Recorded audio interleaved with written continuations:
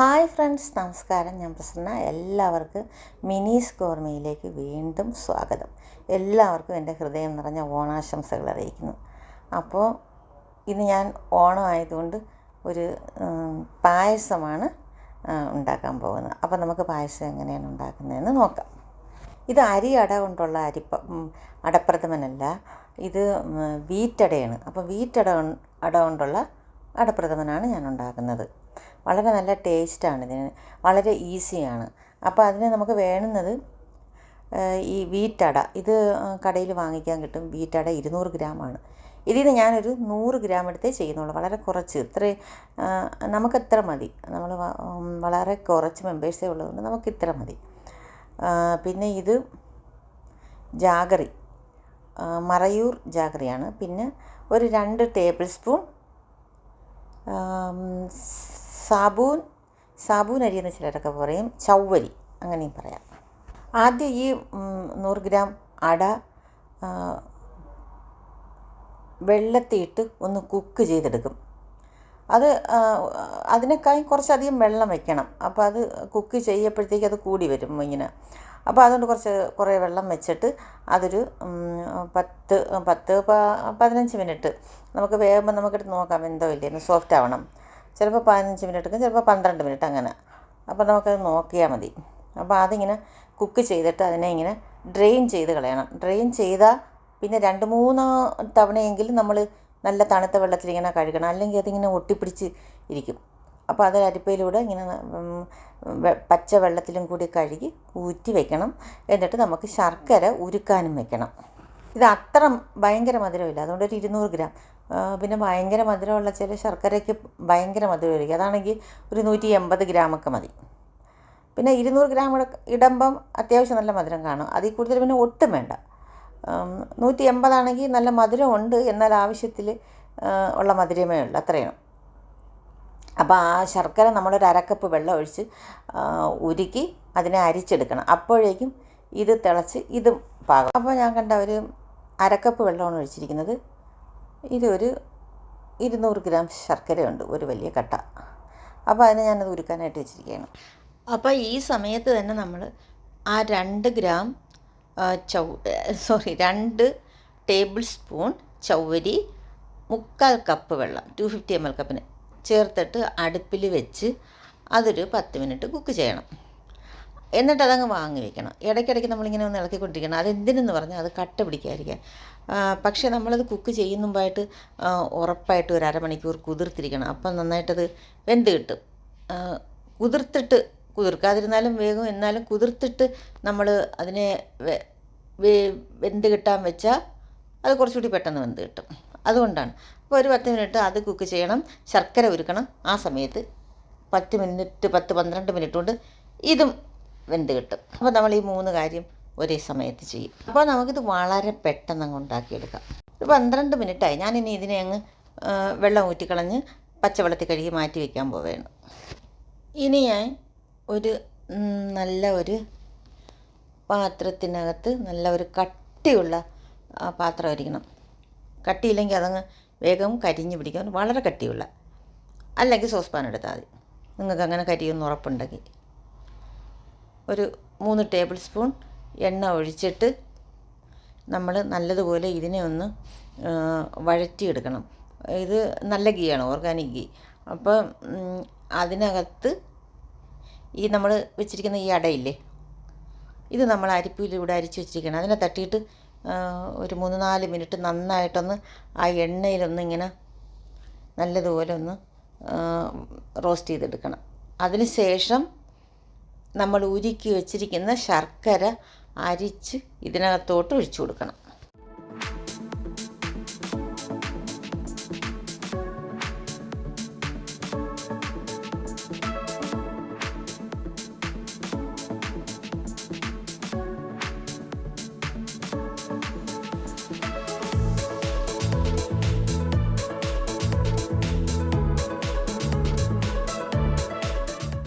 ഒരു 3-4 മിനിറ്റായി. ഞാൻ ഇനിയിപ്പോൾ ശർക്കര ചേർത്ത് കൊടുക്കാൻ പോവുകയാണ്.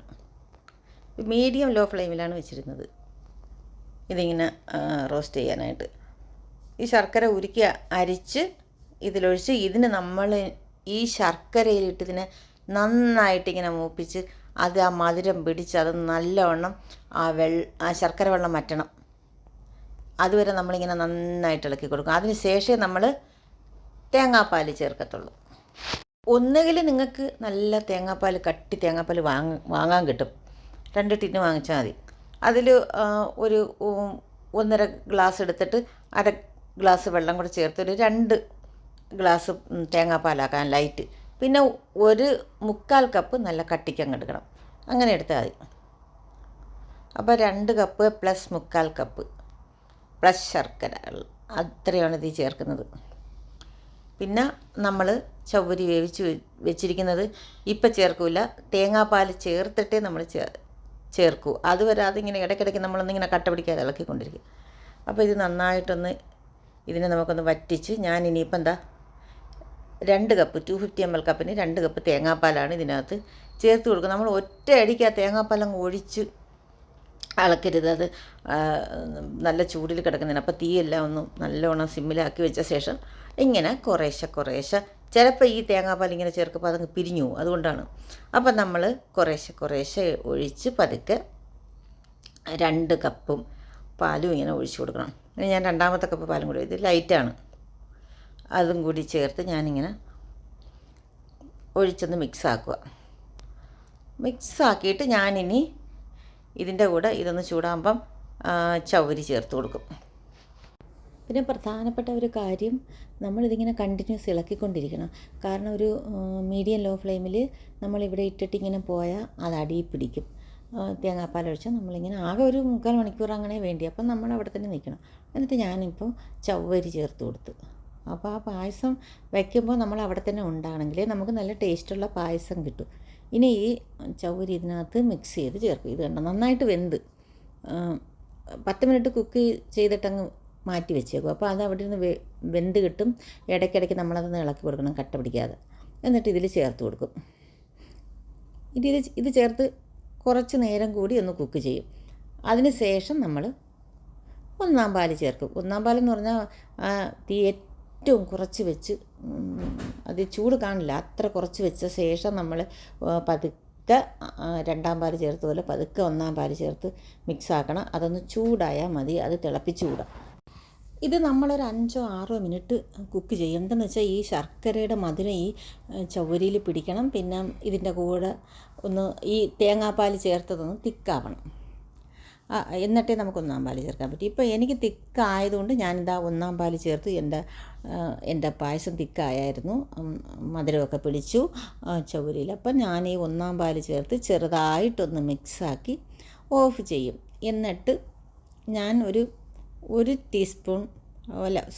ടേബിൾ സ്പൂൺ പഞ്ചസാര കൂടി ഞാനിതിൽ ചേർക്കും.